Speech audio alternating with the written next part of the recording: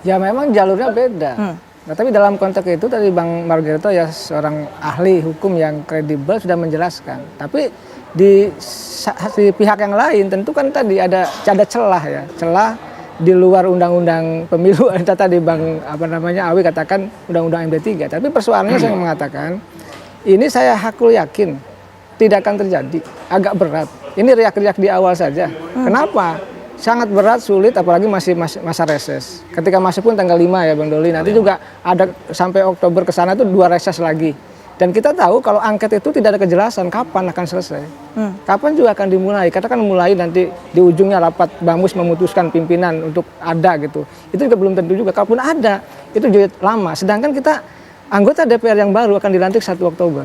Dan Presiden tanggal 20. Sedangkan angket kalaupun terjadi, ada itu kapan, tidak jelas juga.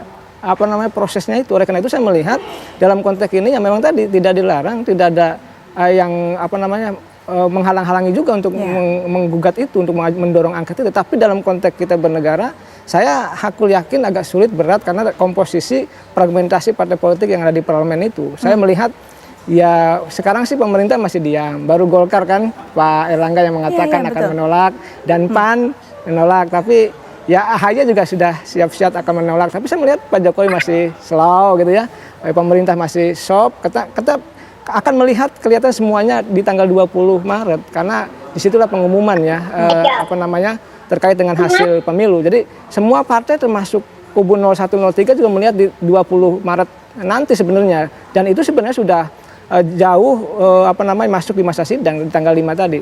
Nah dalam konteks itu saya meyakini tetap, saya dari televisi ke televisi mengatakan bahwa ini berat, sulit, dan kemarin bahkan saya dialog di belakang layar dengan seorang petinggi Nasdem mengatakan ini mohon maaf ya kita tidak publish ya. Kalau bicara curang ya semua juga hampir curang.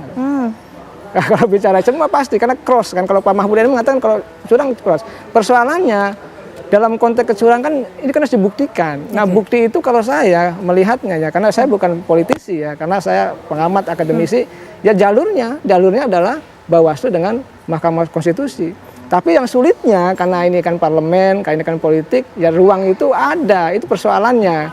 Apapun kan bisa diangketkan kalau itu terkait dengan persoalan, tapi saya mengatakan ini pertaruhan dari saya gitu ya, agak sulit, berat untuk mengeksekusi hak angket itu. Karena gini, ini pertaruhan legasi Pak Jokowi. Karena Pak Jokowi tidak mungkin mau dituduh curang. Ini begini, ini soal legasi, nanti Presiden Jokowi memimpin bangsa ini 2 periode, misalkan nanti dituduh curang kan nggak bisa juga. Dan ini kan dalam konteks tuduhan, dugaan, belum tentu juga ada gitu. Kalaupun ada, ya harus dibuktikan kan itu. Oleh karena itu saya melihat karena ini pertaruhan pemerintah juga, pertaruhan koalisi juga, nah ini akan berat jalannya begitu.